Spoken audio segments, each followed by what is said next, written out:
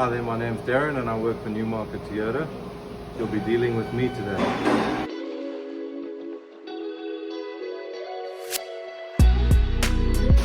So we brought the vehicle to working height, or what we call tire height.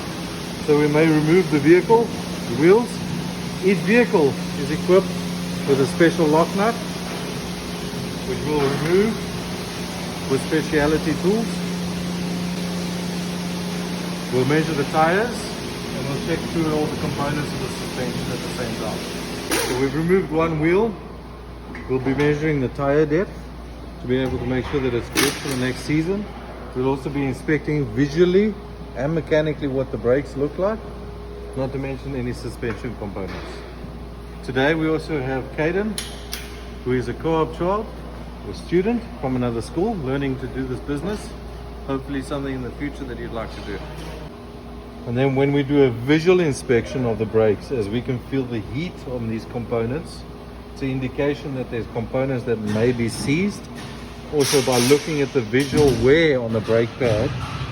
So this brake pad is thinner than the inside pad. That tells us that a component is seized.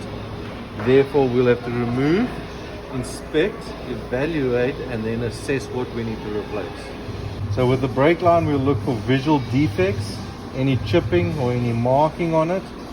Same with the rear side of it to see that there's no chafing on anything or any other components, and make sure there's no leaking on it.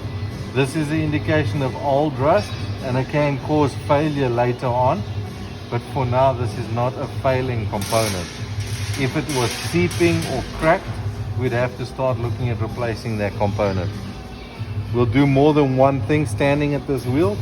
We'll check the spring for corrosion or cracks. We'll check the top of the strut for any leaking. There's none such there. And any oil that may drip down on the strut. These struts are very rusty. This vehicle doesn't get driven very often. And we're standing here, we're looking at the component, the lower control arm, inspect the bushes on the stabilizer links, check them for play. That's also part of the test drive. On the test drive, we'll evaluate the vehicle if there's any noises, abnormal noises that shouldn't be there, anything that we can find out by listening to the vehicle. Generally, we'll start the oil change. Caden, you can start the oil change so long. We'll be draining the oil from the filters and through the oil pan. And while we're underneath the vehicle, we'll do a visual inspection of any components that may look damaged or worn. Like I said, this vehicle doesn't drive very often. This vehicle is left to stand, so you can see lots of corrosion on specific components. Through inspecting brake lines, fuel lines, making sure that everything looks compared fine. No funny noises, no leaks in the exhaust. That's lots of corrosion. Once again, the vehicle doesn't drive, it's been standing for a while. We'll have a look at all the heat shields that they're not rusted off and making a noise. We get a lot of those. And then the last two components again, we'll check the exhaust. This car, when we pulled it in, the customer asked us to inspect the exhaust. It's making a horrible noise. And you can see over there, it's completely rusted off. So because of age, this is a welded component. It's broken just above the weld. Oh yeah, I see that.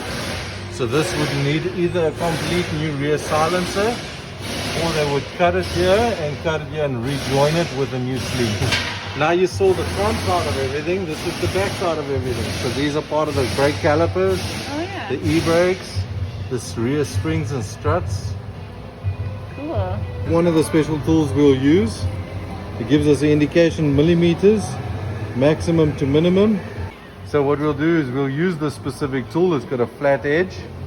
We'll put it against the rotor and we'll be measuring up against the brake pad between the caliper housing and the pad itself, and we'll be able to give you the specifics.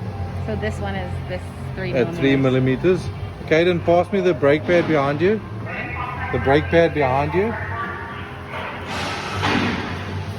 So essentially what we are doing, if the pad was sitting there, yep, we are measuring the life of a brake pad between the metal section and the rotor, whatever this material is. right. So this one, for example, is 8 mil. So it's much thicker. Yes. So it will be going against the rotor section, and we'll be measuring it to tell you the distance or how thick it is. So even holding it in my hand can tell you it's 8 mils. That's a good brake pad.